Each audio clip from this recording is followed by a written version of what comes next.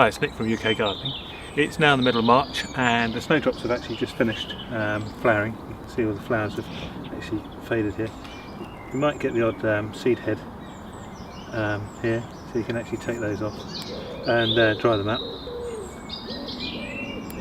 Just pick those off. But most of snowdrops actually propagated through bulb division, and they actually call it planting them in the green, which just means that they've got green foliage on the top. The bulbs tend to dry out quite quickly and they don't grow terribly well. So you might see them in the back of the Sunday newspapers, or in the local garden centres, or in the allotments. If they've got excess bulbs to sell, they'll wrap them in newspaper or moist newspaper for you to take home, and then you just split the bulbs. What I'm actually going to do is lift my bulbs and divide them, and then just disperse them. So all I need to do is actually just lift those. Right, so I've got a little container to put those seeds in, or seed heads in, and I've got a few more seed heads that I'll take off. Actually, I could leave them for a little bit longer to actually ripen up. You can see another one there. So these are actually split last year, I think. So if you get your border fork, it's not the normal garden fork, it's a smaller fork. Just push your fork in and lift. Just try not to scare the bulb. Lift them up like that.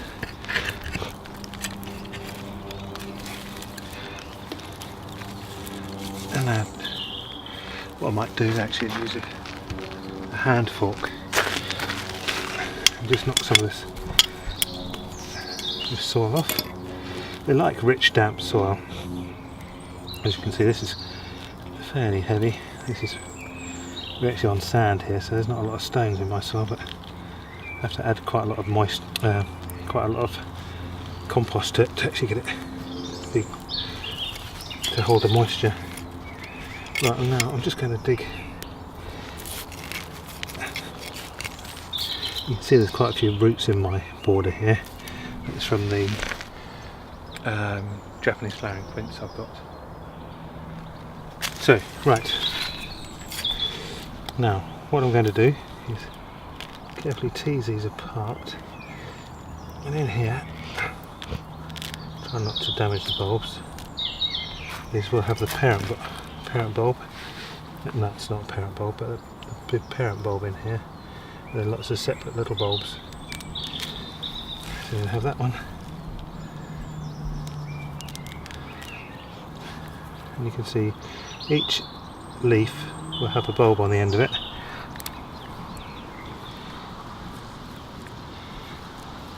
Just separating those.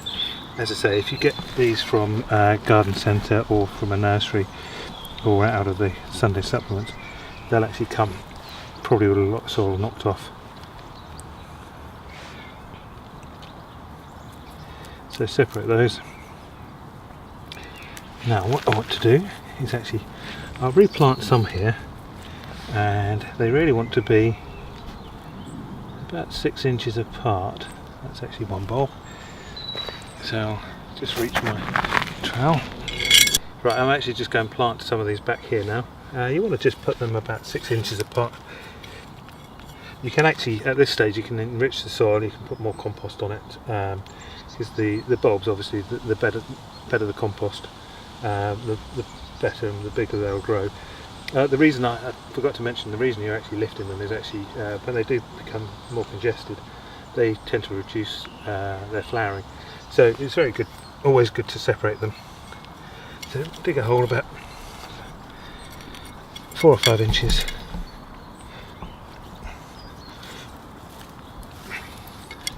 Like that. I'll put another one here. And what these will do is they'll carry on growing.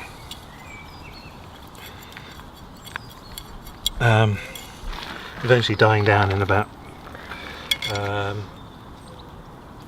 4 to 6 weeks. They'll die down, and then next year they'll come back up. But they'll actually you'll have more plants. Right, I'm going to plant these up here. So you can pretty much plant them anywhere, as long as the soil is fairly good and fairly moist. They can grow in full shade or full sun, and you can just stick them between any shrubs and bushes that you might have in the garden, all perfect round the base of a tree in the lawn, in any grassy banks that you might have, because they'll have grown and flowered before you first cut the lawnmower. So I'm just going to dig these in here under this Japanese flowering quince. So make a small slit with the trowel.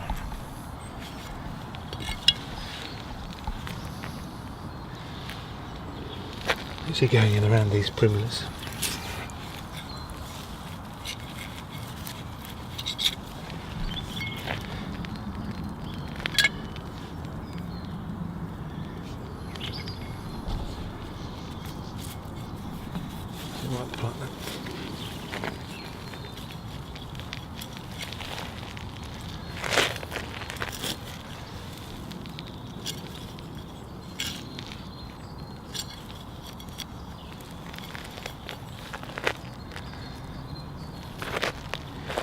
And that's pretty much it. If you've got any questions, post them below and I'll try and answer them.